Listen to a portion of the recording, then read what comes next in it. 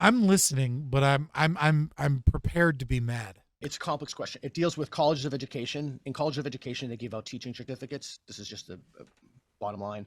The people who get those teaching certificates are universally indoctrinated into by a single book, Paulo Freire's The Brazilian Educator's Pedagogy of the Oppressed. Damn. All right, there we go. There we go. Yeah, and that book has been critical pedagogy has been there for like 30 years. But then yeah, there we go. All right, let's go. So I think one more thing, and I'm talking a lot. I won't talk so much, but please. One more thing. I think it's really important that we have a kind of democratic accountability, and so What? Okay, so finally we're going to get into some politics, and I feel like I'm about to hear something really stupid.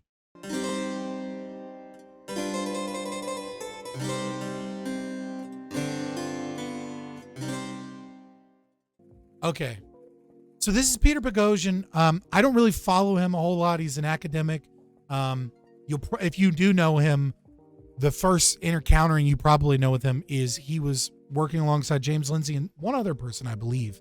But these were the two that like went out and did all the podcasts on the grievance studies, which is where they published fake studies and got them all published in sociology journals to kind of highlight, how the left has gone insane. My favorite two that I remember like explicitly was one of them, they quoted Mein Kampf and they just changed Jews to like whites and white supremacy and got that published. And they said that it was great work and they were very easily able to get that published as in academic journals.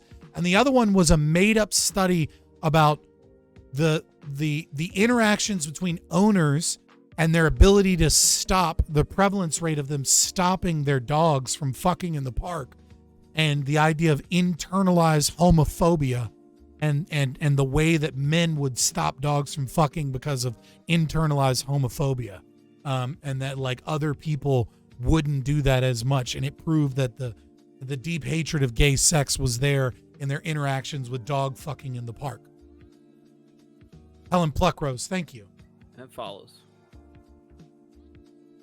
Yeah, of course, that totally follows. But I want to. This seems to be just like one of his like typical kind of like things. But he's talking about academia, social justice, Jordan Peterson. I don't know. I'm interested. I haven't engaged with this content in a while. I figured, fuck it, we'll react to this. This seems like good content. Like Sawwalk, why do you think the way you do things? Peter Boghossian did street interviews, is what they were saying first. Oh yeah, I kind of do remember that now. Yeah. So that's why my dad went to dog parks. Oh shit. Poor guy. All right, let's see what happens. Oh, actually, let me put this speed on 1.25. you really should send your kids to any universities. Wow. My daughter will be at the age where she will go to college soon, and I told her, don't go to college, become an electrician. I don't think anybody should go to college, and I never would have imagined. This guy's really for equality.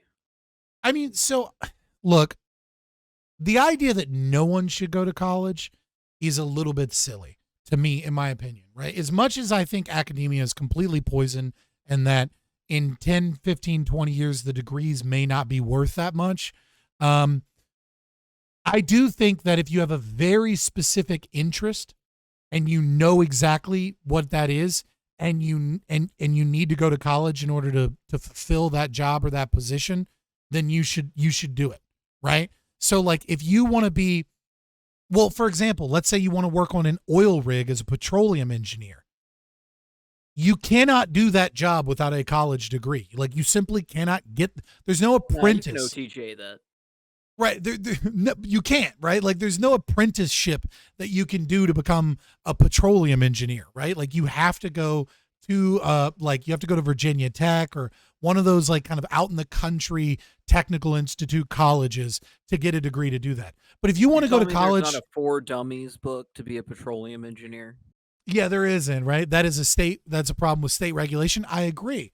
Right. But if there's certain positions, if there are things that you have a dream that you want to do and it requires a college degree to do it, you know what I mean? Then you should pursue that dream despite the abuses of the state and the woke academia and all the bullshit.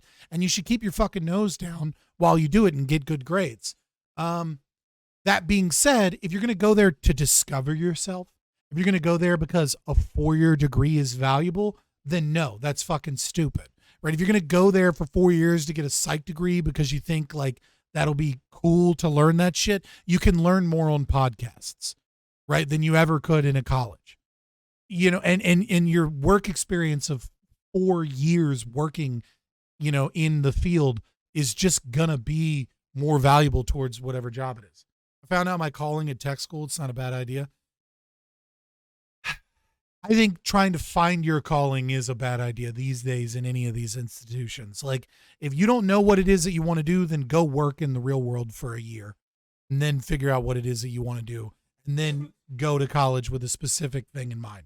But don't fucking go to college to find yourself, and don't go because a 4-year degree is inherently valuable. There's entry level positions for most things. Yeah, and Ariel D. Suarez, like, you're correct, right? I went to college for computer science. College is not necessary for that. Many people are just going for boot camps or even self-teaching. Yeah, I mean, as well with like with tech schools and things like that, you know, also there are certain degrees like that in terms of like computer science. Go get an associate's degree at a fucking community college, you know what I mean? And then go work on getting as many certifications as you can. That's going to be way more valuable than going to a 4-year institution. What I mean to say is, find a real life goal, and then whatever that goal is, then you should determine whether or not college fits that goal. And if it doesn't, there's no fucking reason to go to college. But if that goal requires college, you'd be silly not to go to college just because it's woke. Yeah, fair enough. Sorority. Imagine 10 years ago. Oh, I keep forgetting that you can't hit play in the center of the screen, that it'll only play for like a second. Imagine 10 years ago I would have ever have said. My main argument would be, it is better to stare at a wall for 4 hours than to practice something that will lead you away from reality for 4 hours. College teaches you things as a system, the fundamental values of the overwhelming majority of college, they're just out of alignment with reality, and they're in their own little reality bubbles. It's better to do nothing than to learn things that are false. I mean, he's not wrong about that. Like, I can't find the exact study on mine, but they administered civics exams to people going to undergrad at Harvard, and then they gave Harvard graduates civics exams, right? And what they discovered was that people know less about civics going to Harvard for 4 years than when they apply for Harvard. Right. Like, you're learning untruths. You're learning, you're learning a philosophy that is anti-reality, which makes you even less likely to be able to engage with reality. And so, like, he's not wrong in that aspect. But again, if you go out into the real world and you have a goal in mind and you recognize that this stuff is bullshit, then, you know what I mean? You just keep your nose in the fucking books, memorize the bullshit that they want you to, and then you know what the enemy thinks. But you're able to step away from it and understand where it's wrong, and you'll be a more powerful enemy than ever. Study your foe up close. Mm-hmm. Keep my friends close, keep my enemies closer.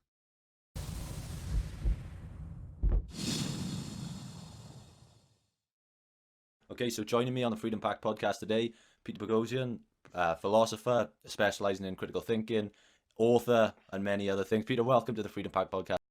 I don't know who this guy is, but I can say this.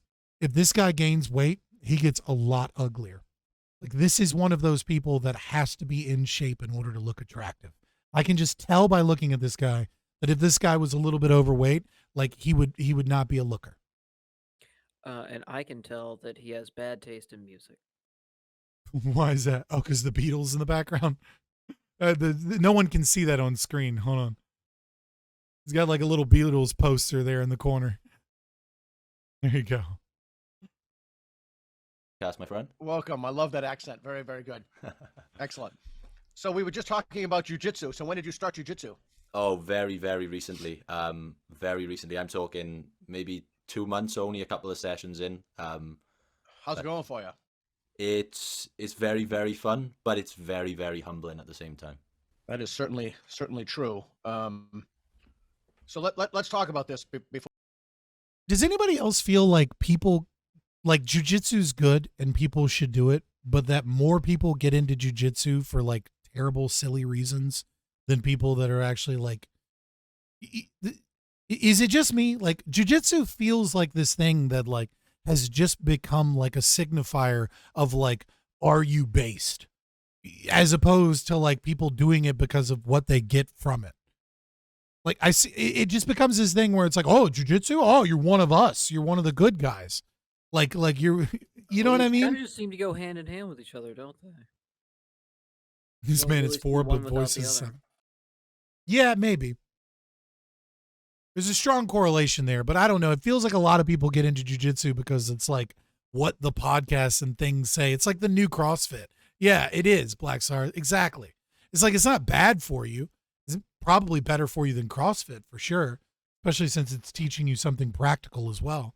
But nevertheless, it's still kind of funny.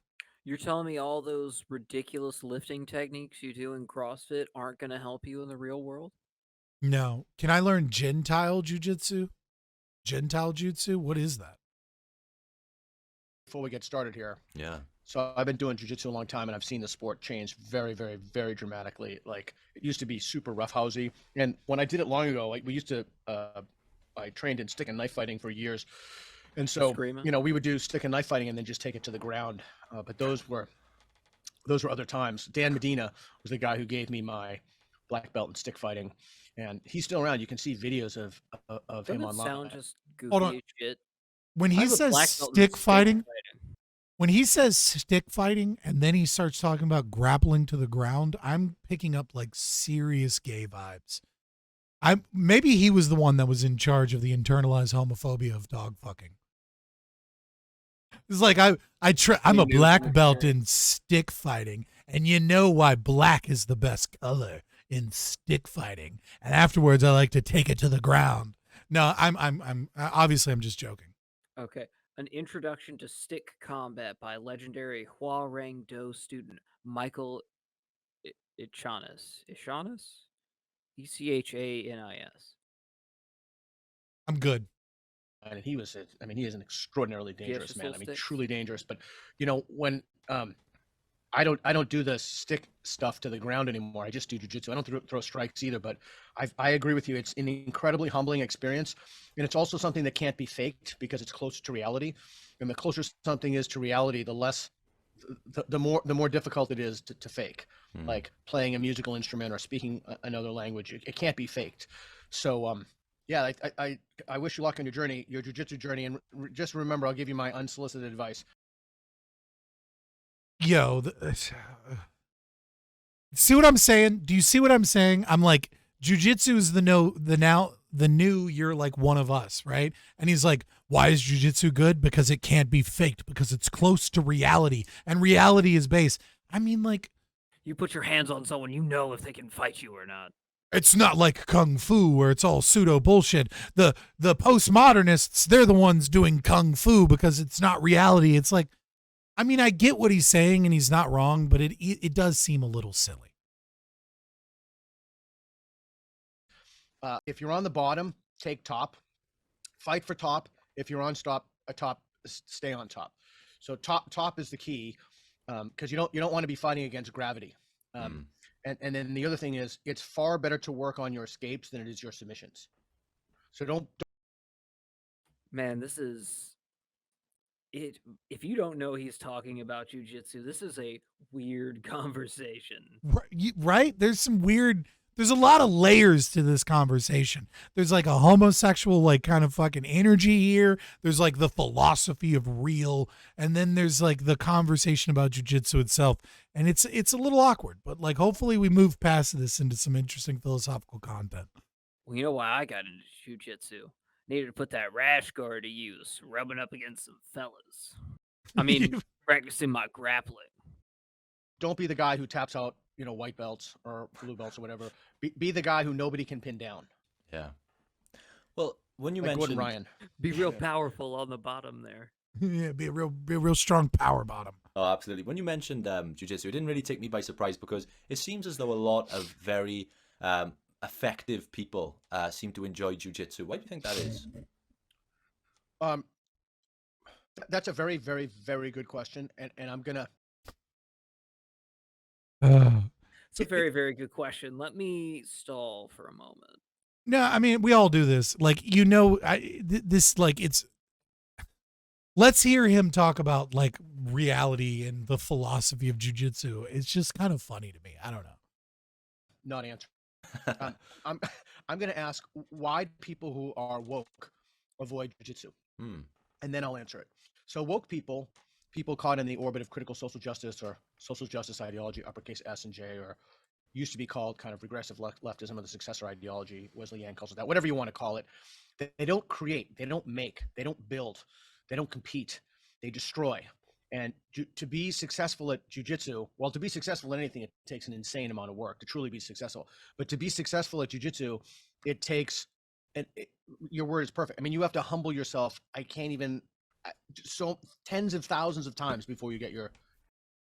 My You have God. to be submitted on your knees before a stronger opponent. I'm just saying the anti-wokeness of jujitsu is just a little silly.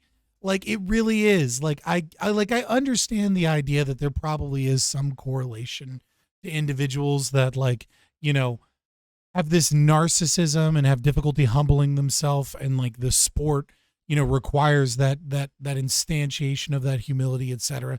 But it's a little, I don't know, it's a little man bro red pill, you know, we're all in the tribe for me. It's a little funny.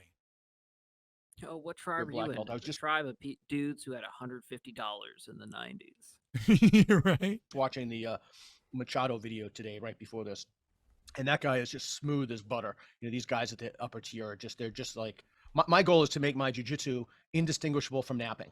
So if anybody looked at me, they thought that I was like half asleep on the mat. That's a level of relaxation that I aspire to. But I think that the amount of work and what one has to do to, I don't know, prostrate isn't quite the right word, but to humble oneself tens of thousands of times before one advances. I don't think woke people as a whole can do that. I don't think it's possible. That's very, very interesting. Yeah, I was just trying to think of an example of someone who I can think of who's, you know, quite woke or that way politically, but I can't think of anyone who's. Isn't there like a vegan communist MMA fighter? Oh yeah, isn't that Khabib? Well, that also, but I was thinking of a white guy, right? Oh, like, sure. I can't, there's a couple, like, this idea that like it's impossible to be the two is silly. Who's probably quite effective on the mat. Yeah, and I mean, you know what I mean? Like, the two don't necessarily align nicely, but it's not like they're like incongruent and impossible. I mean, it's not like, I don't know, woke people don't constantly put them own selves down and humble themselves to white supremacy, right? Like that's required as part of being a white person and woke, is this idea of like, I'm an ally. I understand that I'm nothing. You know what I mean? I understand that I am the oppressor of you. Like, this idea that you can't have those two things together is like just an exaggeration and silly. This is not where I thought this was going to start, but it's already starting off with just like silly patting ourselves on the back. And look at people who aren't woke. I mean, there are some gyms that are left-leaning for sure. I can think of one here in Portland that's kind of left-leaning, but most Really, of the jiu-jitsu just gyms. one. It better be Portland, Maine. I was about to say, like, really only one in Portland, Oregon? I wouldn't say they're political, but it just takes a certain attitude to do jiu-jitsu. I mean, you can't. It is not a sport for everyone, although everybody should do it. You know, I've been watching those fights on Fight Haven. Have you seen that Twitter feed? No. Oh, they're really interesting. So basically, people send in fight videos, and I saw a super disturbing one today. It was more of a snuff film than a fight video, but it just shows, you know, That's probably who I'm thinking of. Shadow Warden. People in street fights. And what is consistently amazing to me in those videos is people simply do not know how to fight, yet they initiate fights. I mean, it's such a profound, you know, Socrates talks about if you had all the right information, if you had all the information, you wouldn't act in certain ways and you wouldn't believe certain things. I mean, you know, from the little jiu-jitsu you've done, I mean, that is an extraordinarily, somebody with, first of all, if somebody does jiu-jitsu and somebody else does not do jiu-jitsu, the person who does not do jiu-jitsu simply does not have a chance, unless they have I was okay. Something else going for them. Like they're only Matt Thornton has a great book on this, and we can change the topic if you want. But The Gift of Violence, which is coming out pretty soon, it's like having a superpower. So it's possible if you're really good at Muay Thai. Oh Do you god, it's think like he's having a read Violence superpower. is- Do you think he's read Violence is Golden from Jack Probably. Johnson? Probably. So if I want to go super leftist, then I should take capoeira because it is developed by victims of systemic oppression. Maybe. Yeah, there you Because there are go. only about five things that work: Muay Thai, boxing, kickboxing, savate wrestling. It's possible bracketing wrestling that you could win. Although if the person has reasonably good takedowns, like a high school wrestler, they're going to go down. It's just it's very difficult to avoid being taken down, or at least being in a clinch with someone who is completely committed to taking you to the ground. But what's amazing to me about those videos is that people simply do not understand the consequences of what fighting means. Like they just, and yet they let their anger overcome them. You put those people on a mat for 2 months, and that is the best form of anger control available, because guys would be, half their size would be wiping the floor with them. It's incredibly, and you cannot lose your temper when you do that. You can't lose your temper because someone could just truly kick the shit out of you. So There's two former UFC fighters that I've spoken to on this podcast. One, George St. Pierre, and two, Dan Hardy. And both. Yeah, that's probably it, sorority genesis. I mean, like, we no longer live in an honor culture. We live in a dignity culture, right? So there's no real expectation of violence in a day-to-day interactions, or like an expectation that people will defend someone's honor, or that they'll like take care of their own things. I mean, guns are a part of that, but even then, you know what I mean? It's really the culture. People's because we live in a dignity culture, people are their social status is mainly described by their niche economic, successes, as opposed to their like, their honor and their ability to defend their family and their family honor, etc. In a fisting culture. Just from talking to him, I realized quickly that both have a real interest in philosophy, and Dan Hardy in particular was telling me about how he reads books on philosophy from the perspective of how he can implement that philosophy into his training. Do you see any parallels between philosophy and fighting? absolutely, yeah, I do, but it doesn't mean everyone who does philosophy can engage in combat sports. So first, there's a kind of dialectic, right? So if you read the Platonic dialogues, it's the best example. Someone says something, someone else counters Socrates. What is piety? What is justice? What have you? And then Socrates counters that, and then they engage each other. So there's a kind of intellectual pugilism, if you will. There's a kind of intellectual.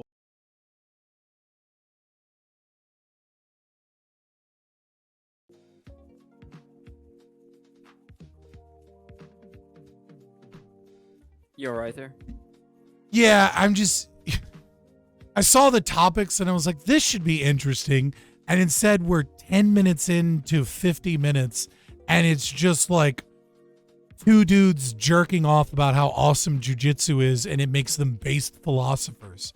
And it's like, yeah, I mean, I get it. There is some correlation, and it's good, and the humility is good, and, competition is good, and, but like, come on, man. Like, now we're fucking like comparing this to like, dialectic within philosophy, and like, the argument and counter argument to rolling. And it's just like, just stop. This is silly. Like, we get it. You do jujitsu. Congratulations. It's good for you. And it helped you learn some things. Awesome. It's not a fucking superpower. I'm happy you don't lack discipline. Right. It's so much. Combativeness. The other thing is, if you do philosophy right, and I'm convinced that philosophy itself, the discipline, has become not only utterly, I was going to use a Star Trek word, but that I've done so, but I figured why. I've already talked about jujitsu. Let's not go down the Star Trek rabbit hole. Why? Thank God. If you do philosophy right, and I don't think philosophy is done right. In fact, I think it's done wrong, and I've never managed to do well in anything to do with philosophy. I don't think I fit the mold. You have to have a kind of openness to ideas and arguments and that you have to entertain them and know them well enough so that you can respond to them. And it's very similar to a combat sport. Like you really have to get, because it can't be faked, you really have to understand why things work and why things don't work. And then you have to, it's like a chess with far more variables, speed chess with far more variables. So I do think there's a close connection there. But again, I just because somebody is good at, or has published a lot in philosophy, I can think of some of my former colleagues. There's simply no way they would ever go on a mat because they won't undergo the process that it takes to be good, which is tapping and submitting.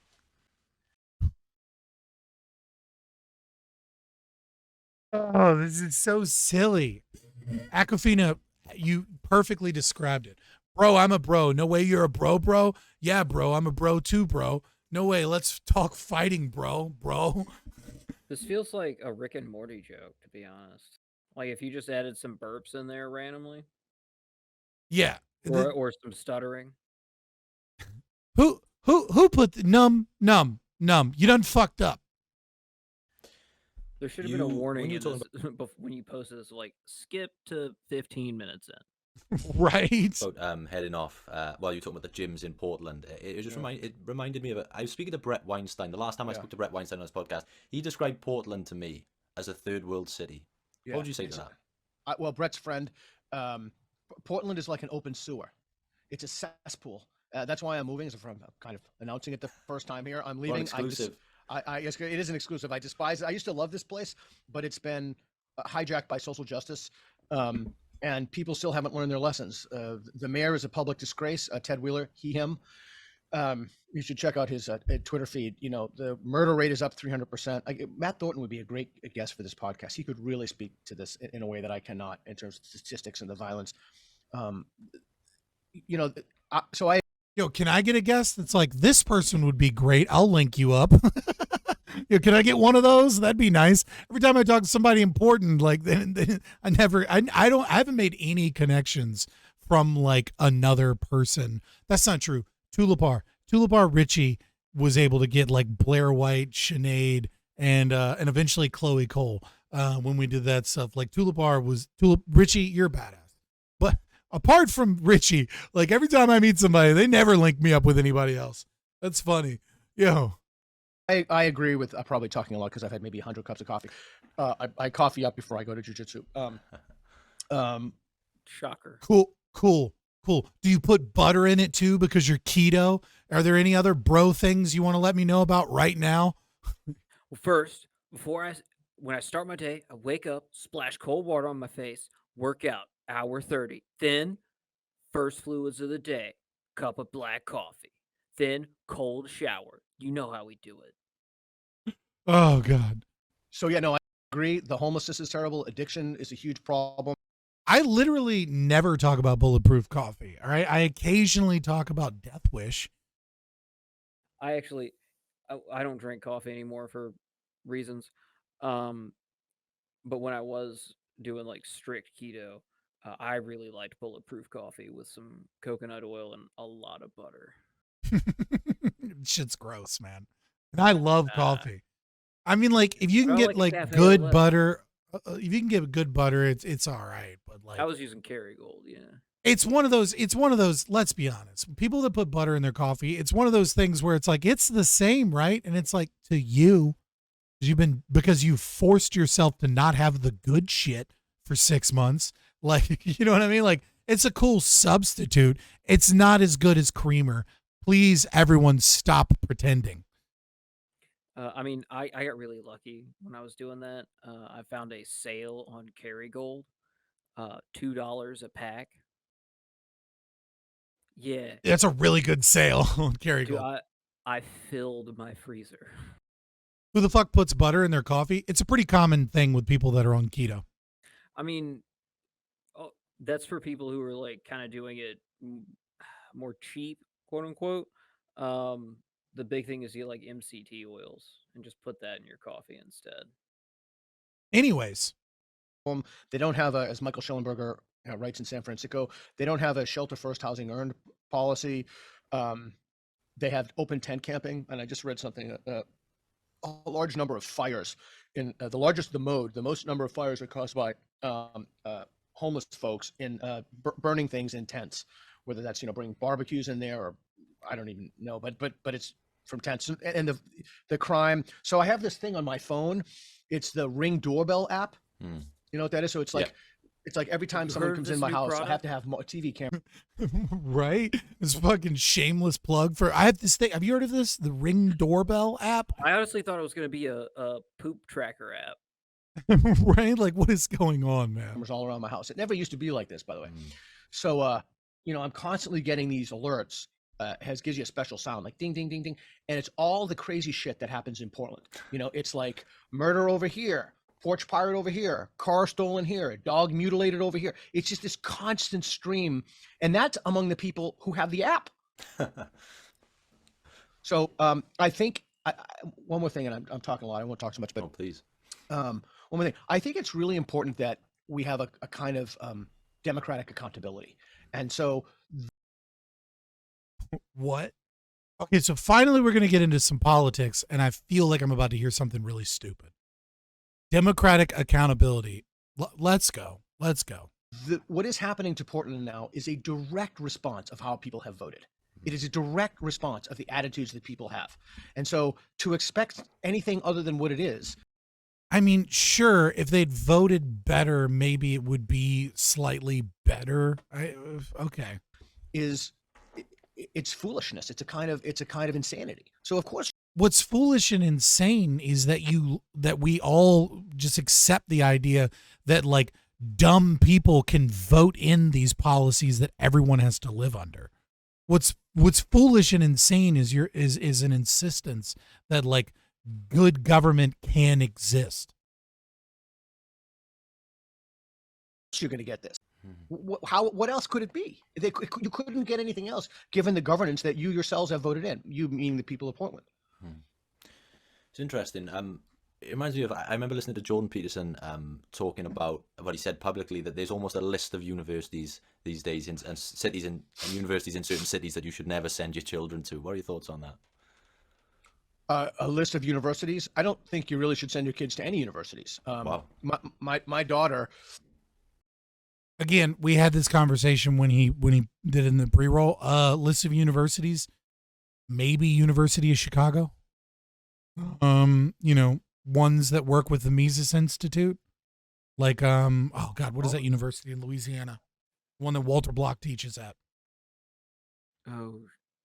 Yeah, I know. Like, I feel bad for not knowing the name of that university, but there are some. I was actually on Dave Rubin when I was in Florida, and he asked me a similar question. I told him, if you want to see what people really believe, ask them what they tell their children. My daughter will be at the age where she will go to college soon, and I told her, don't go to college, become an electrician. I don't think anybody should go to college, and I never would have imagined 10 years ago I would have ever have said that. Let's see, 2023, 2023. No, 11 years ago or so, I've never imagined I would have said that. They're indoctrination mills. Wow. If you were to try and convince someone. Yeah, but like they've been that way for a while. Like we know this. Even before the fucking Fabian Society and the socialists got it, and the Marxists infected academia at like the HR levels and shit. Like it was already a shit system based on the Prussian model, which was designed to make you love the state because it seemed like they gave you something. Yeah, like, I mean, it's like you're just now noticing how bad the brainwashing's gotten. Any university is going to be an indoctrination center. It's just, what are they indoctrinating you into? Yeah. Right? I mean, like, there's going to be a culture at a university, and it's going to take young men and women and give them that culture in some ways forcibly, right? This idea that we always had this like beautiful open-ended discussion and like, this university system where like all of these ideas were tested and tried. I don't know what fantasy nostalgia we're living in where this used to be the thing. Like, yeah, the culture of wokeism, if you will, has become more dominant. But it was, it seems like we're hearkening to like a percentile change in the dominant philosophy promulgated in these universities as like proof that they're indoctrination camps when they always were, right? Like you said, like It's just the dominant philosophy is one that we hate. Is it Loyola University? Yeah, I saw him tag me and put a question mark. Bitch, I know you Googled that shit and that is the right answer. You didn't have to ask it as a question. No, I didn't. I actually didn't look it up. Oh, no, I meant Shadow Warden was like Loyola University. And I was like, yeah, yes, that is it. Department of Indian Affairs, Department of Veterans Affairs, Department of Education. See a pattern here? True. One who was dead. Say if your daughter, for example, was dead set on university, what would be your main argument against going? Well, she is dead set on going, and I told her that I'll facilitate helping her live the kind of life that she wants to lead. We adopted her at 2.5 from China. She was a waiting child. She's a wonderful kid. Oh, really? And so I think we've done a very good job of that up till now. And I'm not going to stop. So ultimately, I think she has to take. So what you're saying is she's going to have difficulty getting into university anyways. Especially with you as her dad. You're right. She has to make her own decisions. I would never withhold an opportunity for her because I think it's morally wrong. Like I'm at the point where I think going to college now is not going to college or going to college a moral issue. My main argument would be, let's bring it back to the martial arts, if I may. Let's not. Well, Jesus Christ, Peter Boghossian. Who, Numb, why are you not here? Like, none of our fucking viewers are here tonight. Like, we're at half the numbers we normally are. And had a huge fucking podcast, and we're at like our normal numbers during that. And this bitch Numb puts us in the Discord to check out, and you're not here to watch me go through the torture that you set me through. That is very much like being penned. I completely reject everything you said. They just kind of put it in philosophy. They didn't ask anyone to watch it. I just kind of looked at it. I was like, well, it's easy to throw in podcasts and make it look like I do some work. Yo, this is hilarious. Like, this is so cringe. All right, let's get back into the dude, bro. Why not go to college? Well, let me first say this whole spiel about how I wouldn't take opportunities away from my daughter. Now that I'm going to answer your question, let's take it back to jujitsu. What is this? My main argument would be, it is better to stare. Does Peter Boghossian like just think that he's on Joe Rogan? Because you're not right now, bro. Bro. Detective bro. A wall for 4 hours than to practice something that will lead you away from reality for 4 hours, like Tai Chi. You will not win a fight by silliness or nonsense. In fact, not only will you not win a fight, it'll actually decrease your chances for winning a fight. College teaches you things as a system, the fundamental values of the overwhelming majority of college. Right? Like, so someone does such an unfair one to use. Like, you should have gone with that fat cop dude in Chicago who teaches you awful the Detroit stuff. Or Detroit, there we go. Detroit that defense versus like judo or jujitsu. Jusafi sounds like it should be a banned word. I know what you mean. I understand that you're talking about jujitsu philosophy and combining the two of them, but that kind of seems like a word that like someone with the tag suspicious user would put in chat. I'm just saying. And I think Silver Ogre nailed it on the head. Brolosophy. They're just out of alignment with reality, and they're in their own little reality bubbles. And it's better to not learn things that are. It's better to do nothing than to learn things that are false. Plus, you're also incurring a lot of debt, and a college degree isn't what it used to be. But by the way, I have some friends who are extremely high up in tech. This is a meta argument, right? Like he asks you like, what would be your argument against your daughter? And you're giving like a meta argument for like why universities, like college degrees, have fallen in value and why overall they promulgate a philosophy and teach a philosophy that is harmful to people, not why your specific daughter shouldn't go to college, especially if we're talking about like a very specific degree plan or something that she has. This is really disappointing right now. Well, we're only a third of the way through. Companies, I won't mention who they are. And one of the things they told me is that they they look at people's social media presence and they look at where they go to college, and there are a few places they're just like, nope, nope. Like Yale is topping the list. A lot of the Ivies, not Harvard. The Oberlin. Where else did he tell me? I can't remember off the top of my head where he told me because we were drinking, but just book off the table. So I think it could actually work against you, especially as the crisis of legitimacy in institutions grows.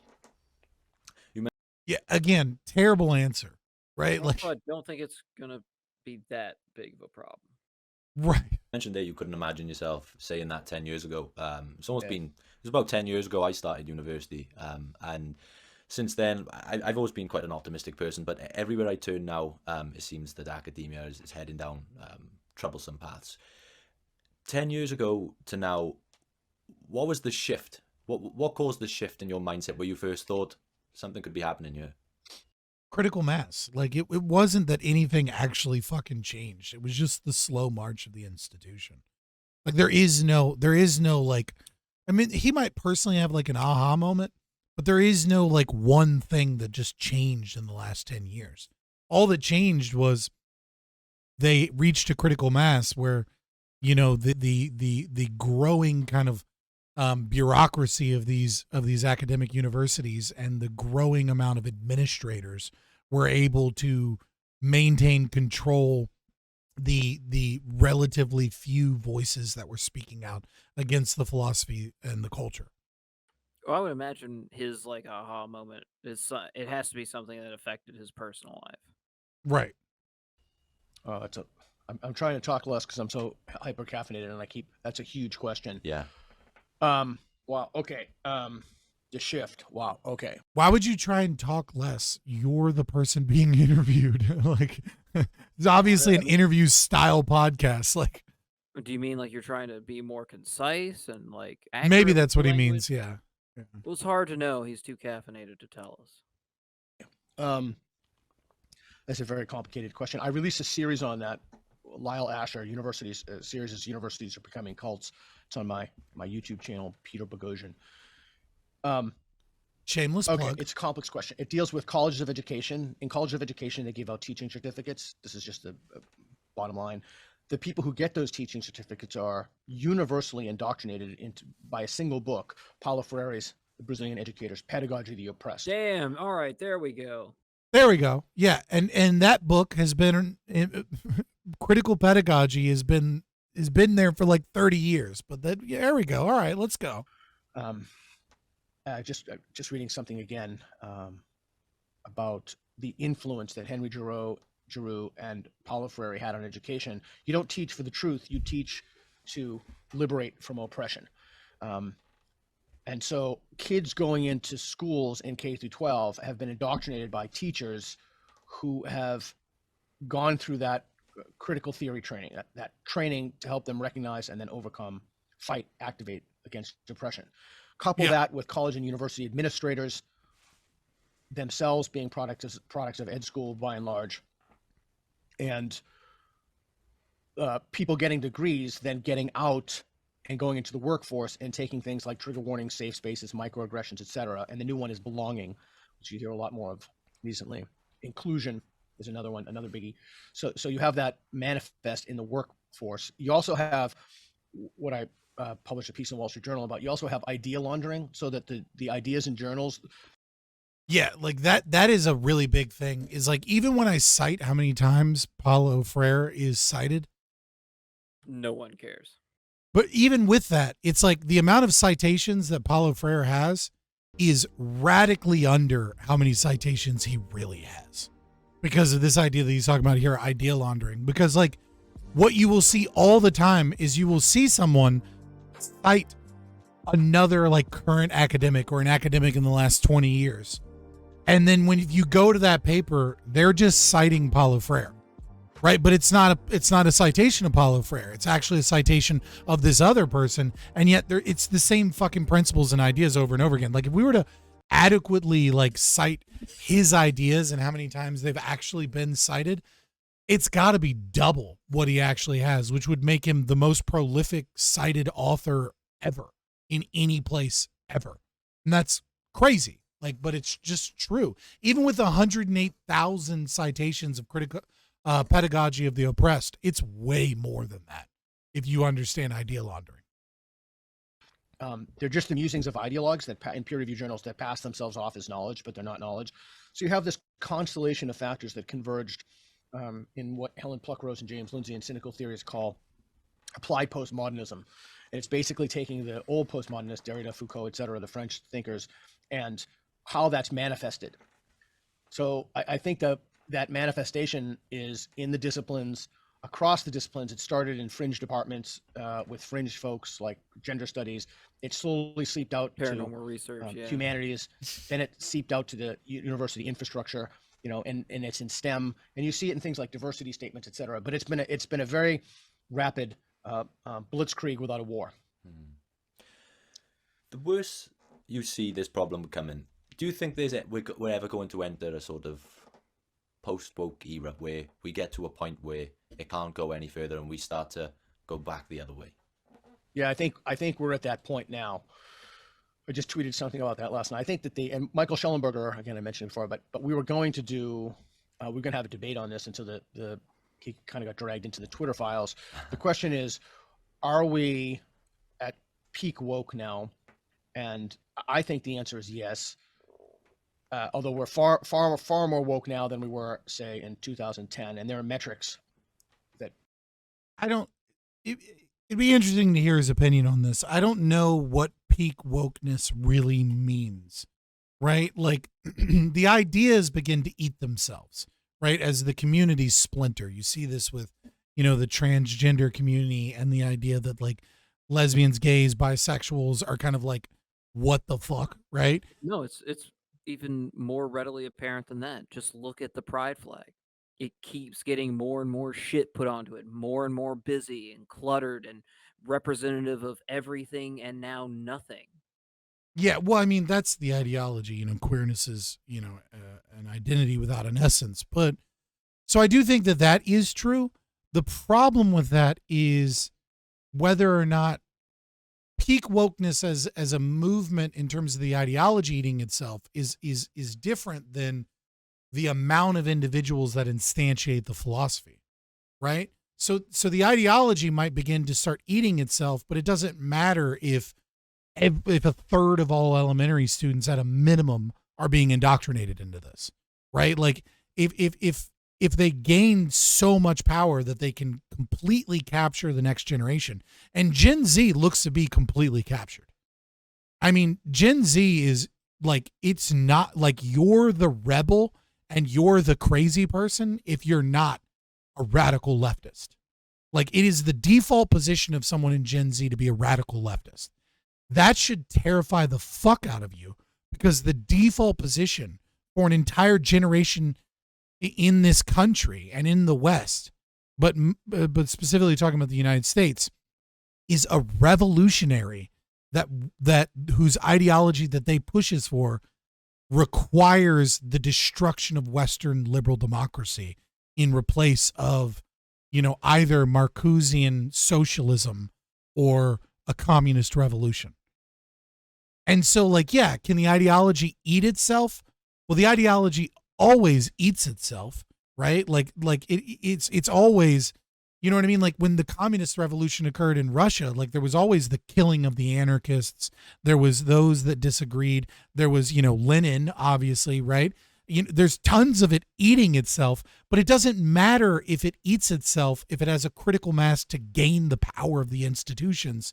What ends up happening in that eating itself process, that peak wokeness where we like spring back, presumably, is death and genocide and gulags, right? You know what I mean? So it's like, I don't know that I necessarily understand. I don't, you know what I mean? Like there's kind of like a push pull here in terms of those two ideas. The other threat is the right's reaction, because it doesn't snap back to middle. It snaps back like a rubber band. And we're already starting to see people like Michael Knowles and Matt Walsh, like, going fucking hard, right? And when Michael Knowles says that it's impossible for a transgender genocide to exist, not because they're not people, but because their philosophy is against, the very categories that would put them within the definition of of genocide, and says that we have to eradicate transgenderism from all public life, and that it needs to basically be legal in all spaces, and that's the only way that women can have their spaces back. Like, that's those are the first fucking calling cards. And what was it recently? I think it was Matt Walsh said recently, "You wanted this fight, so here it is," which is almost an exact quote from Goebbels. "You wanted this war, so here's the war."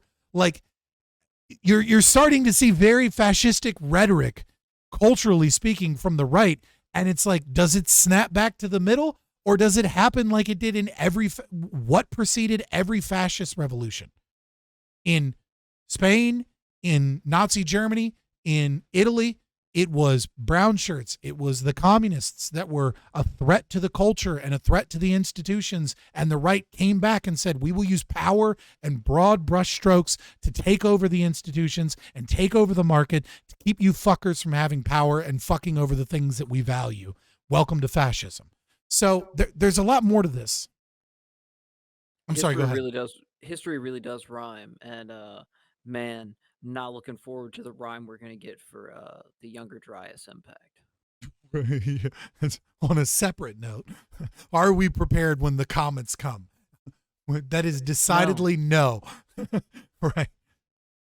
People can or have used to make that judgment. It's inevitable. All social movements come and go and they fade. Wokeism is a particularly nasty one because it destroys the institutions, the democratic institutions. It also gives the enemies. There's a danger right now in the anti-woke movement, and I see it. I see people who are anti-woke becoming, and I can understand how they can become like this. They're just becoming enraged. And I also see the backlash dipping into tribalism and ideology. And terrible attacks, like, I think Matt Walsh is. I'm actually surprised that Peter Boghossian was gonna say the things mirroring what I said very closely. Yeah, I didn't expect that. That's interesting. The Gmod is true litmus test to humanity. I don't know. I'm not familiar with that, but yeah, I'm actually. I didn't expect him to go there, but like, I think it's important that we call it out, not hashtag both sides or anything. But like, I don't like authoritarianism. I don't care if it's from the left or the right. I mean, if I have to choose between living under fascism or living under communism, at least I eat under fascism. But like, it's not something I want. The train will be right on time. You right. Oh, giant meteor of death. Okay, thank you. Yeah, I'm surprised that he mentioned that. I really wasn't expecting that. All right, fair enough. I do think it's funny though. I have no problem burning bridges and talking shit. I do think it's funny that Blair White fucking laughed at me about this. And I, like, when I brought it up and I had her on the panel and I was like, I'm afraid of the right snapback. And like, she just basically came out and was like, the left is the one doing this. The right isn't doing anything, blah, blah, blah, blah. And I'm like, first of all, it was a question. It wasn't even like, it's just like a thing that I feel, but like, hey, Blair White, are you seeing it yet? Because I'm pretty sure you got pushed off of fucking Twitter because of the amount of fucking hate and crazies freaking out from both the Christians and the lefties because you decided to put some, a catchy line in a bikini photo with guns. Are you fucking seeing it yet? Because it's a real threat. The snapback is a real threat, and it's something we have to be ever vigilant to ensure that we promulgate good philosophy as we fight the left, not simply fight the left because they're our enemy. It's not so laughable now, is it? Right? I'm just saying. I could not possibly disagree with his approach and some of the things that he said more. I think the guys from Trigonometry, my friend Kissin, did a good job to point that out. But I think we're seeing. Yo, real talk. Peter Boghossian loves name dropping. Like, I'm not saying he's a fucking habitual name dropper, but I am saying that he's a habitual name dropper. Like, he's like, I was an article with this person that I did in this magazine. You should check it out. You should check out my YouTube series on this. Oh, actually, my friends at this. It's like, all right, man. Like, I get it. Like, all right, fair enough. You're famous. We got it. I don't know. I probably would too if there was better content that, you know, explained it for people that were looking for these answers. So, I mean, I can't really shit on him for it, but it is kind of funny. We're starting to see a backlash at this point. You know, Lindsay used to always say, James Lindsay used to say, you know, what's your woke breaking point? What's the point in which you've realized this is insane, that you can't take it anymore? And I think that Whoa. the thing that changed the That last sip of coffee was chalky. Oh, I'll be right back. I'm going to let it play. Mark can pause it if we need to. I'm just going to get a glass of water from the kitchen real quick. tide, this is just my speculation, but I think it's the testimonies of detransitioners. Peterson just had excellent, Chloe, I can't remember her name, excellent podcast. And more, I just tweeted out a documentary that someone sent my assistant about that. There's just the unbelievably heartfelt testimonies of people who were, as children, had their genitals mutilated, and now they have serious regrets. And you had an institutional structure that made that very easy for them. And people like myself or Colin Wright or Abigail Schreier or Deborah So or Kathleen Stock or Andrew Sullivan or any of the other people who have been calling this out, I am a part of that. Any other people, goddammit. Since we're just waiting for you to sit down to be like, yeah, it'd be nice if he knew about that fucking panel. right, you know what I mean? Like I had like you absolutely should fucking check out that panel. It was an amazing fucking panel that nobody saw, mostly because Taftaj was on it and got you know, kicked off of fucking Twitch, so we had to force ourselves back on YouTube, and we were, you know, our YouTube's way smaller, so. And we were very quickly, within minutes, went from like 40 to like 80. I think we peaked at like 88, close to like moving up to 100. And then we stayed. We were at 116, and then That's what it was. Yeah. Yeah. It was like 88 is where we peaked, like when we went to YouTube. But like we easily would have been like the top, one of the top things in just chatting if they hadn't fucking used censorship to come after us. So. You should definitely check that out. And I've interviewed Tula Bar, D-Trans, as well as interviewed Buck Angel. The opprobrium that got heaped on us was insane. You can pause the video, Mark. Yeah, I know. I was about to, but you started up as I started talking. Okay. So I didn't have a chance. Okay. So, you know, everyone in chat, go ahead and at Peter Boghossian, the link to that panel. Yeah, right. Maybe he'll see one of them. Yeah, there you go. Insane. The attacks, the, you know, sending things to my home, you know, turf, transphobe. But I think that's the thing that finally pushed people over the edge. Well, when Douglas Murray was on. Yeah, definitely Chloe Cole. Chloe Cole has been doing a lot more work on this. Well, not more work, but has been very prominent. I think it's probably because, you know, I hate to say it, and it's just true. I'm sorry, D-trans people, if you see this, but Chloe Cole doesn't look as damaged and got out soon enough. And so her voice is a little different. And obviously she doesn't have the chest, but she's very feminine and she has a very like young girl look to her where it's like, oh my God, it's horrible. Like men, I mean, just look at fucking Twitch. She's a better spokesperson for your movement. She's a better poster child. That was the right word. You tried to correct yourself, but no, you're right. She's a better poster child because she is someone that men will see, and women as well, but let's be honest, men will see and have an emotional gut reaction to that person, that see them as the victim that they are. And if you don't believe me, just go anywhere on Twitch and you will see that attractive looking females are able to garner a lot more male attention for whatever it is that they're speaking on, than those that are not in that category, whatever category that may be. And so I think, you know, Chloe Cole's heartfelt speech with Marjorie Taylor Greene and like a lot of the little events that she's been going to at different, you know, House, you know, and state representative meetings and things like that have been really strong. But I mean, there's a lot of people fighting that good fight, right? There's Genuflect and Sinead and Richie and Shapeshifter, etc. Shapeshifter is the exact opposite. He is a horrible poster child. I love you, Shapeshifter, but like, you know, I'm just being honest. On this podcast, we asked him about whether he sort of worries sometimes, obviously putting yourself out there, putting an opinion out there that isn't, you know, well, that is seen as controversial these days. Whether it should be or not, that's another question. And he talked about the importance of standing your ground. Correct. Do you ever worry about, being so bold in speaking your truth? Do you worry about the backlash, what could possibly come back on you? Or are you at the point now where you just it makes you want to dig your heels in even more? That's a great question. I've actually, Douglas stayed in my home. I've actually spoken to Douglas about that. This man, every response has a name that he's going to drop and let you know that he's connected with these people. Relax on that, man. Well, yeah, it's easy for you to say, to fight back, hindsight in hindsight, right? Of the fact that it worked for you, right? Like a lot of people, don't get me wrong, I'm a proponent for fighting back and standing your ground, but like most people aren't going to become famous from it, right? Like most people aren't going to gain opportunities for their bravery. Well, it's like saying you've been abducted by aliens and like writing a book. Like, yeah, there's a handful of people who like made a thing off of that. But everyone else, it just ruins your fucking life and your reputation. Like, who's that guy, James? I can't remember his last name.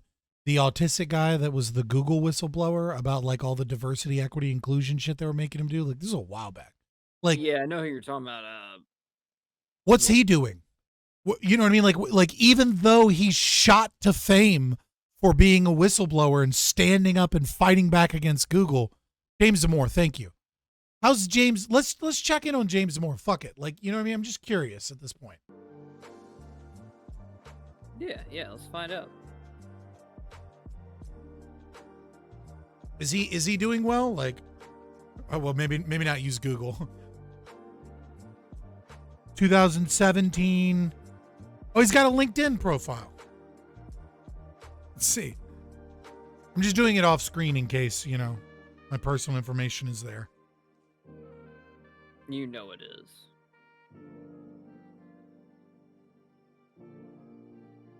James hasn't posted lately. Software engineer. So he's working for a startup and has been presumably for the last 4 years, but who knows? That's a far cry from Google. In the biz. Yeah, last thing I'm seeing is from like him dropping his discrimination lawsuit 2.5 years ago. You know what I'm saying? I'm just saying most people don't gain, even people that like him that got famous. Like, is his life better? Don't get me wrong. You should stand up. You should do what's right. Like that is, you know what I mean? Like you should stand up to those things. But honestly, what you should do, and I'm not here to be like a part of like demoralization or anything, but what you really should do is you should go here. You should support things like this. If you have the ability financially and whatnot to stand up against these institutions, then do so, right? But it's obviously not for everybody. And instead, you should be looking to self-segregate and go to places like redballoon.work and see if you can find a job at a company that won't censor you, that shares some of your ideological leanings, where you're not forced to feed your family and at the same time capitulate and be a part of these monstrous movements. I don't know. Let's see what he says though. God damn it. So I now know why you get a lot of big names. Your questions are excellent. Here's what I think about that. You're goddamn right. I looked up the Dedalian Keys guide. Fuck off. All right.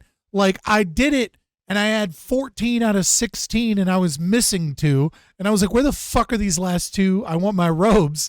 And then I bookmarked that shit because I'm on a second playthrough and I'm not going all the way through fucking Hogwarts trying to find all the fucking keys again. All right. So you're goddamn right that the moment I got the quest, I did the first like 13 and the last 3, I need Alohomora. All right. So, I need that for the last 3.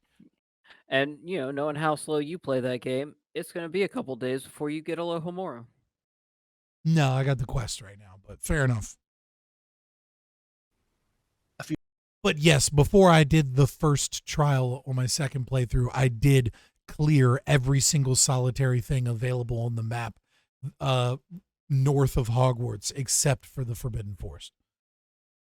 Like I flew around and got every fucking Merlin trial and every bandit camp and everything. All right, don't judge me.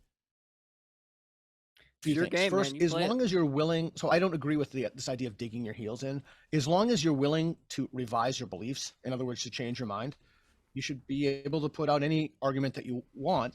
And if you're willing to listen to counter arguments or look at, to the best of your ability, there are obviously things you can't understand, data sets, etc.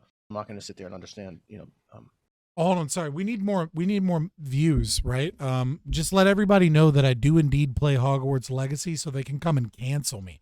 It would be awful to get canceled right now by like a mob of people that come in here and push me to the top of just chatting because they're really mad that I play that game. It would be the worst thing. Oh my God, oh my God, I'm traumatized by the hateful comments as Well, you I probably make have to actually tons of have it up money. on screen. Yeah, I mean, what? Oh my God, you're the worst wingman. Like I cannot. I've never tried to bring you anywhere as a wingman, but I can already tell that you are Don't do terrible that. at it. Yeah, no.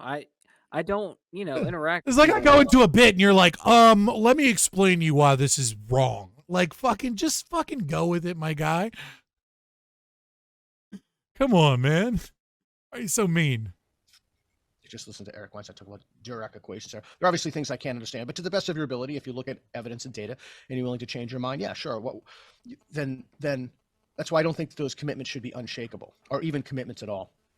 But the second thing is there's so much nastiness and so much noise and so much vitriol heaped on people who have opinions that do not accord with the dominant moral orthodoxy. If you have a morally unfashionable opinion, they come for you, but they almost never come for your argument. And I'm going to give you 3 examples, if I may. And this is a really hard pill to swallow, but I'm going to give you it. like a suppository. Is it like stick fighting? Let's go. You have to not listen to these people whatsoever. You literally cannot listen to them. And the reason for that is some people simply have nothing of substance to add, literally nothing. I have nothing of substance to add when it comes to flying an airplane. So if you're trying to fly an airplane and I'm criticizing you, if you wouldn't listen to my advice about how to fly an airplane, why should you listen to my criticism? Now, here's one more component of your How is that a hard pill to swallow? Yeah, don't listen to people that don't know what the fuck they're talking about. Like that's not a hard pill to swallow. Like that's okay. God, I'm really super caffeinated right now. There's one more component of this, and that is left-wing media will not have on people they perceive as on the right. Again, Konstantin Kisin gave that wonderful speech at Oxford that went viral, has woke on too far. If you haven't heard it, it's an extraordinary talk. John Cleese. Yeah. Are we in like 2002 talking points now? Like, yes. The legacy left-wing media doesn't have on people that it perceives as right-wing unless they think they're dumb and they can be defeated. And if they're proven wrong, they don't bring them back. Shocker. I don't know. Maybe it's because we're libertarians. So like it's like, it's like we've been saying this the whole time. I don't know. Like that doesn't seem like I don't know. Constantine was saying, the left-wing media won't have me on. John Cleese was saying, why won't you have him on? There's a feeding frenzy every time I, have a piece of content or release something or do something for the University of Austin. I get everybody on the right, Fox, everybody. I've been on Gutfeld. He won me again. I was sick, but this man cannot stop name dropping. Like half of the first third of this podcast is jujitsu and like a weirdly sexual philosophy bro thing. And the rest of it is him answering questions first by name dropping. Jon Stewart is a perfect example of someone who won't have on a conservative who has 2 brain cells or selectively edits out when he's owned. I don't follow his content enough to know that, to be fair. Tucker Carlson, everybody on the right, but crickets. You have that expression over there in Wales. Yeah. Nothing, crickets, nothing on the left. And then you go on the right-wing shows, and people say, "Oh, look, Kisin, Boghossian, Douglas Murray, they're only they're right-wing maniacs. Why don't they go on left-wing shows? Well, you don't go on left-wing shows because you're not invited. Vivek Ramaswamy is running for president. Why isn't he being interviewed by CNN, by NPR? And I don't mean print interview. Well, not only will he not be interviewed, when Iowa straw polls come out, there will be a second place, a third place, and then a fourth place. And they won't even report his place because they don't want to put his name on the screen. Like, it is, it's the cathedral. It's not about left wing versus right wing. It's about the narrative. And the left wing legacy media is pushing a certain narrative. The right is pushing one as well, which is of open dialogue and anti-wokeness. You're speaking out against the left, so they want to talk to you, right? Like, when's the last time you saw, like, I mean, Tucker Carlson's a bit of an exception, but like, putting him aside, do you see a lot of right-wing media having on, like, leftists, like, really fucking good, leftists either? Like, Gutfeld's not going to have on a leftist that's going to make his entire fucking show look like a bunch of idiots, because, like, I can make all of them look like idiots. Like, the smartest one is that blonde girl, and, like, actually, no, I take that back. The smartest one is that football player guy. Like, he's the smartest one there. The dude with a bunch of fucking concussions. It's just like, you know what I mean? Like, it's not a left right thing. It's a narrative thing, and they have different narratives that they're pushing. I mean, video interview, and the reason is so I can explain the reasons for you. They're actually quite interesting if you want to hear, but that's the answer to the question. Just touching on that, with these people who sort of attach themselves to what we would call woke causes, Brett Weinstein gave a bit of a theory on that to me, in that he said that you find that typically these people don't have a lot going on in their life outside of maybe their 9 to 5, and they're just trying to sort of substantiate some sort of meaning into their life by attaching themselves to a cause that sort of gives them something to stand for. Would you agree with that? Yeah, largely, as long as that doesn't consist of actual work. I feel like we kind of talked about this on Clint Russell today earlier in the stream. You know what I mean? Like, so I could add to it, but I'd be reiterating what I said earlier. So if you missed that, check out the YouTube. He said it'll be up tomorrow on his as well. So check out Liberty Lockdown. Weird how similar the two episodes are. Right. Like jujitsu. Like if it's ripping down a statue or railing against the system or sending off emails or attempting to dox people, that's fine. But if it's something that involves pushback or struggle, they won't do it. You mentioned briefly there the University of Austin. Could you just explain to our audience the purpose behind that and what they can expect from it? That's a great question. So it's no surprise that free speech is under attack in basically every university in the country. It's also no surprise. I need a moment, guys. So let's talk about free speech. Okay? This idea that free speech is under attack it's grounded in statism. The very idea of uttering free speech is under attack is placing this large value on free speech. And it is one of the most philosophically indoctrinated things that most people have, left or right, is this idea that free speech is this great thing. Because we want communication. We want conversation with opposing ideas, because argumentation leads towards truth. But the entire idea of free speech is a means of protecting the state. I know what you think. I know that what you're really thinking is that sounds ridiculous, because free speech is so that we can talk out against the state. Yes, but not really, right? The idea of free speech is, oh, well, we're gonna stop the government, right, and the First Amendment from stopping our speech, because once they control our speech, they can kind of do whatever they want to us, and that is true. But recognize what it also is. It is a dialogue between different people that is protected and free, so that we can have this peaceful transition of power within the state. free speech is not a good thing. Free speech is, what we do want a society that communicates, but free speech is this, how do I put this? You shouldn't have to talk to people that you don't want to talk to. And if you run a platform, you shouldn't be forced to allow dialogue between people you don't fucking like. And that we've attached the concept of free speech, which is ingrained in kind of like this idea that we all have to live together, when really what we should be doing is we should be self-segregating. Now, of course, you're going to want free speech in certain areas, and people are going to sell that to people because there's a certain value to that. It's valuable to some companies to have a platform where everyone can talk and disagree, and it's also valuable to certain people to have places where they're protected from certain ideas. Protected maybe is the wrong word, but where certain things are banned, right? And so there's nothing wrong with a Twitter, like, I don't know, Megalodon or something, right?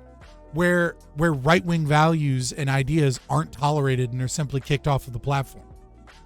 That's not bad. Just like it's not bad that Gab, might target some fucking lefties or something. The idea of free speech is kind of twofold. One is the philosophical concept from the utilitarian perspective under J.S. Mill. And he goes in, he really makes the foundational argument on liberty for why we need free speech, because it is, he talks about the abolitionists and the fact that they were considered vile in a lot of ways, and most people disagreed with them, but it was good that they had the freedom to speak towards other individuals, so that the needle could be shifted towards the abolition of the eventual abolishing of slavery. That is true, but free speech is baked in to this concept of a state that already steals your liberties. You wouldn't need the institution and the concept of free speech so much if we were already no longer under the thumb of the state. If we simply could live in communities the way that we wanted to live in those communities, free speech wouldn't really exist. Some places would have free speech, and some places would, like, you can't go into a mall and just start screaming the N-word. Apart from the fact you might get your ass beat, you can't do that because it's against the property owner, right? Mall security is going to show up and say, "Hey, this is a fucking mall. Leave. We don't like people here screaming the N-word." But that's a curtailment of your free speech. But nobody wants you to have free speech there. Why the fuck would you want free speech at the mall? You're trying to take your kids to the mall. You're trying to take your 13-year-old daughter and, really hoping that she doesn't want to go to Hot Topic, but you'll support her if she does anyways. You don't want a random dude with a megaphone to be like, N-word, N-word, N-word, white supremacy is based, right? Like, you don't fucking want that. No one wants that, except for, I don't know, maybe white supremacists, right? Like, you don't want that at the mall. You do not want or value free speech. It is a bullshit notion that you have been indoctrinated to believe, is that this free speech is inherently valuable. What it is this concept is there because we have the existence of a state. Because the state has it's intended to be a way of keeping the state from being too authoritarian, and it's a canary in a coal mine situation when they attempt to come after that. So it's late at night, I've kind of already had all my cool articulate moments during Liberty Lockdown, but I hope that you're kind of seeing what I'm trying to say, and I apologize if I'm not quite getting there, but what I'm trying to say ultimately is that nobody actually wants free speech. What they want is they don't want the government to censor their speech.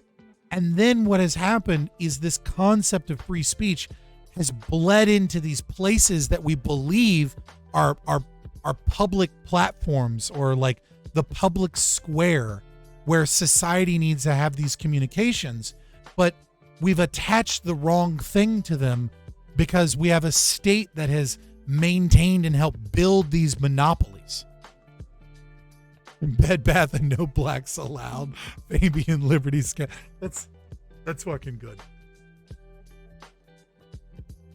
But yeah, Right, Bed Bath and Beyond doesn't want blacks. They should be allowed to not have blacks. And I'm probably not going to buy towels from them.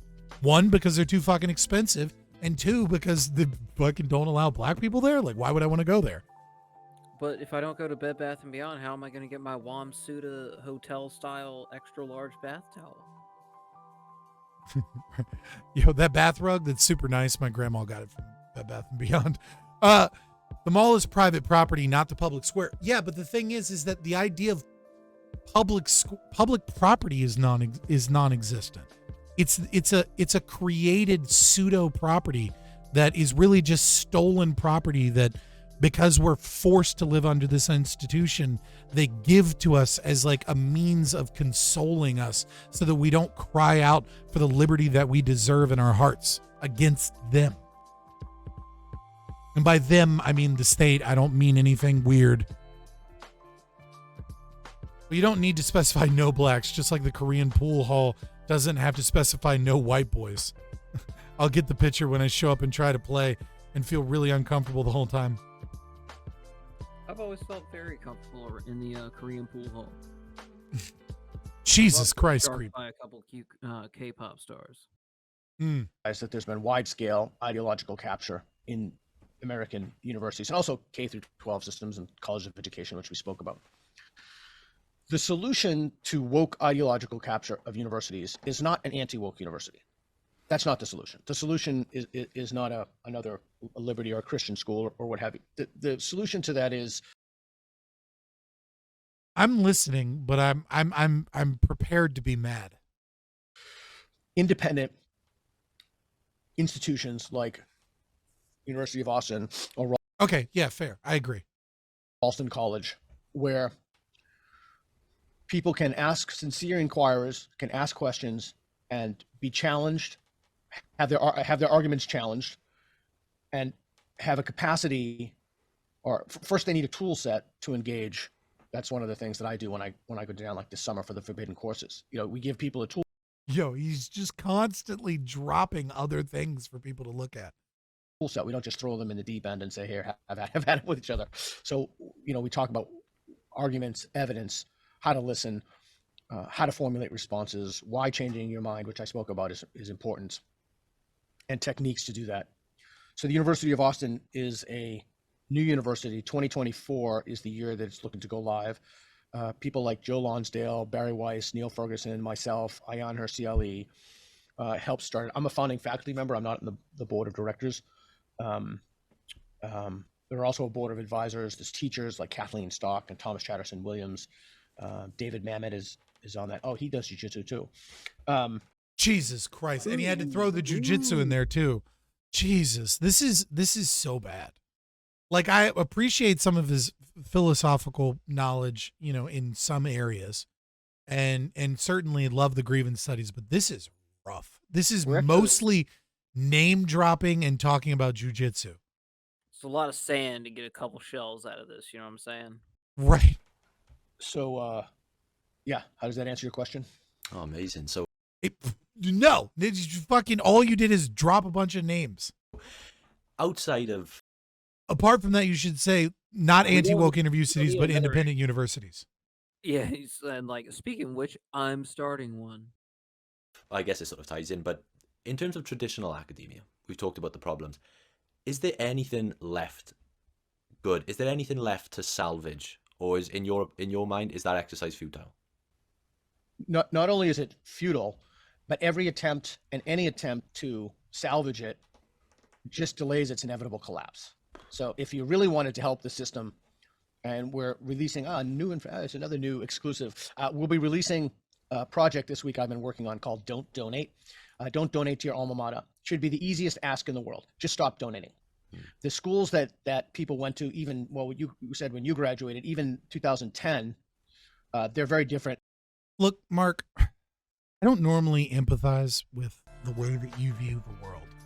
Apart from libertarianism, we have very different worldviews. That said, Hang on. First I off, can't help. what Oh, let me exactly get is this that- out. What is that worldview, though? that We'll you get there. suddenly We'll get there. sympathize with? We'll get there.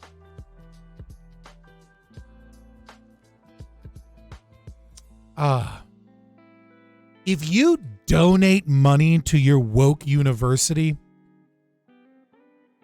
you deserve whatever bullshit comes your way. If you if you're sending your money because you went to your alma mater and you're like, I gotta help my alma mater, you deserve whatever the fuck happens to you. I'm sorry. Like, I hate when Mark says this shit all the time. It's like, oh, you still live in Canada? Yeah, you deserve it. Like, good. You voted for these people. And I'm like, well, I don't know that they voted, man. They have financial. If you donated money to your alma mater, you do not get to bitch about like the fucking institutions being ideologically captured. I'm sorry. Like, just fuck off. Yeah, no, I stand by that. Yeah. I'm just saying. Than the schools today. And I, even though I know nothing about your school, I do know that it's affected the Anglosphere, and I do know that it's even out. Dude, I didn't even notice that sorority, but you're right. He is so like tense. You know, maybe if he had just a little bit more jujitsu, he could be looser in his joints. You know what I think he needs? Another cup of coffee. Yeah, right. Obviously, he needs another cup of coffee. I think the trouble with the modern concept of free speech is that people treat it as a positive right rather than a negative right against state authority. Yeah. Out of the Anglosphere. I did when I was in Hungary, and I wrote the foreword to Rajiv Malhotra's book, Snakes in the Jesus Christ, he cannot stop. It is so fucking cringe. My God. This dude is sniffing like Zizek. He's on a fucking stripper glitter. Oh, sorry. I had another cup of coffee. Ganga about, I have a copy right over there, about wokeism as a neo-colonial export from American universities to India. So don't donate, stop donating. So let's expedite the demise of these institutions. They're teaching people false things. It's like even worse than Tai Chi, right? Because if you learn Tai Chi, I'm out. Tai Chi is a calisthenics program. It's not a fighting program. I'm out. Dude, I'm done. Peter Boghossian, you were so fucking bad in that podcast. And you sniffed so much stripper glitter, as totally not Peacecraft said. Thank you for watching. If you made it all the way through this video, then you've got to like, share, and subscribe. Over 70% of you watching aren't subscribed, and it really helps. We're live on Twitch every Monday through Thursday starting at 7 p.m. Eastern. And follow us on Twitter for more spicy libertarian takes. Finally, we all know that YouTube is a temporary place for dissidents. One day we'll upset the wrong journalists and be gone. Poof. But it doesn't have to be that way if you make sure to follow us on Rumble. Every video on YouTube is also posted to Rumble, and sometimes we exclusively stream there. Thank you for your time. All links are in the description below.